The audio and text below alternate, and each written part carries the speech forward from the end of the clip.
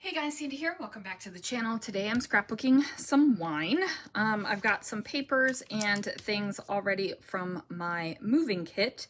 I also brought in pop foam, some white acrylic paint, and a new brush. So I don't know if you guys know, but I do have a cheap little bristle brush that I use for like kind of dry painting white on my paper sometimes. And in the move, I decided it was time to switch that out.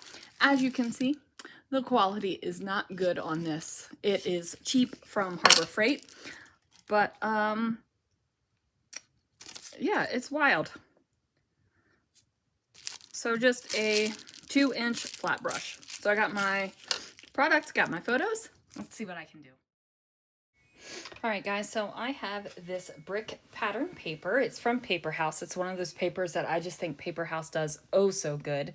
And I have a couple sheets of it. On the back is a map of the main portion of Boston. And that is literally what it says, map of the main portion of Boston. So great map paper on the back. Blue and white map if you need that. But the brick pattern paper, you guys, it's gorgeous. So what I'm going to do is distress this a little bit. I'm going to unred it a little bit, right? Because there is a lot of red on the brick. So like I said, I'm going to use my cheap little chipboard brush from Harbor Freight. I'm going to use my white paint that is in my I Like Crafts koozie. So this is a craft beer koozie that Erica gave me at the Scrapping Reflections retreat, and I use it for my paint. The paint I'm using, it's usually, what is that paint brand? Liquitex, but I use that all up, and I have Grumbacher, not exactly how it is, that's how you say it, but it is Academy acrylic, made in the USA. It's titanium white. It says opacity, opaque, light fastness, excellent vehicle acrylic polymer emulsion, and pigments titanium dioxide TiO2 PW6. I actually got this at Hobby Lobby when it went on clearance. It's a $12.99 tube, and I got it for $3.24 plus my employee discount because that's when I bought it, when I was in Hobby Lobby. So anyway, I just told you a whole bunch of information about some white paint you probably cared nothing to hear about, but you know, sometimes that's what you do. You share the information. I did use another Paper House paper, this blue on blue paper on the back. I believe it is a cut apart sheet. And now I am going to figure out what the heck I'm doing here. So this paper is a My Mind's Eye paper. It is floral on one side and has like a yellow and cream quilt pattern on the other. This is from Gingham Foundry, which was an amazing, delightful, beautiful, crap, the word is failing me, guys. The brain is not braining very well today.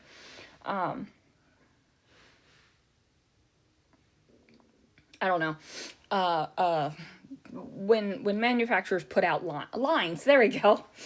A collection, that's the word I was looking for. It was a beautiful, beautiful collection. I felt like this yellow paper, this is my favorite paper ever, my favorite yellow paper ever from Paper House. Going to go ahead and put that down as well.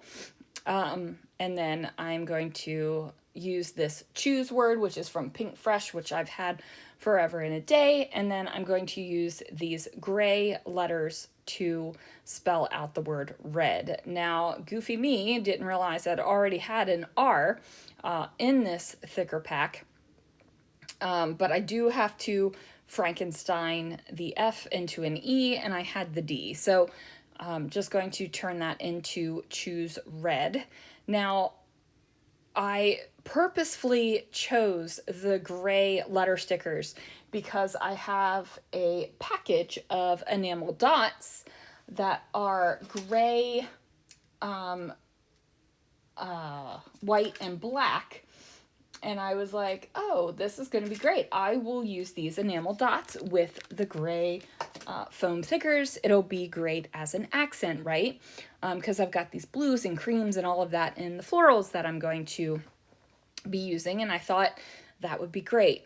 Well, spoiler alert, I don't use the gray enamel dots. I kind of forget about it and use the white enamel dots. Now, I like the way the white enamel dots look, so I'm not picking them off of my paper and trying to put the gray ones on, because I am already going to pick stuff up off of the paper and redo it. So, fun fact, I go ahead and fussy cut out these flowers. Now, I distressed the edge of the bottom flowers a little bit, completely forgot to distress the edges of the other ones. And again, it is not something I'm going to pull off and take care of or even bother about. I'm not stressing over the small things whatsoever. So anyway, I go ahead and fussy cut that out, and then I'm going to use them at the top of the photo as well, except I realize that this is going to be quite large and it's going to go off the top of the page. I did not have a solid plan in place when I put my photos down, and I was like, oh, I could just cut it off the top edge. I don't want to just cut it off the top edge. I'm like, no, that is not what you want to do. You should do what you want to do. So what I am going to do here is pull this all up and place it down further on the page. And that's basically all that's going to happen there.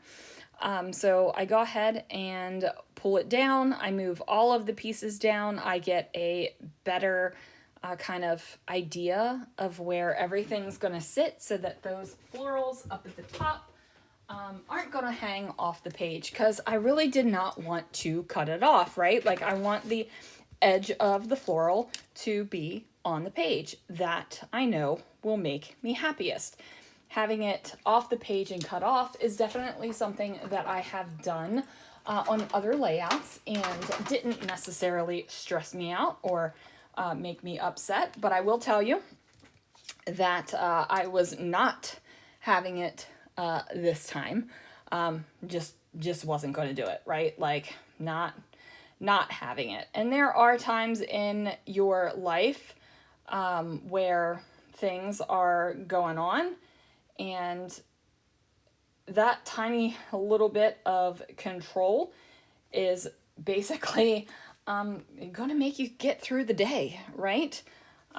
Because it's sometimes the moments are real. You know what I mean? And sometimes just even having that tiny little bit of control over whether or not your fussy cutting is going to go off a page or not makes everything so much better. So yeah, especially when you're recovering from a head injury and things aren't going exactly like you want them to. So anyway, went ahead and changed that around.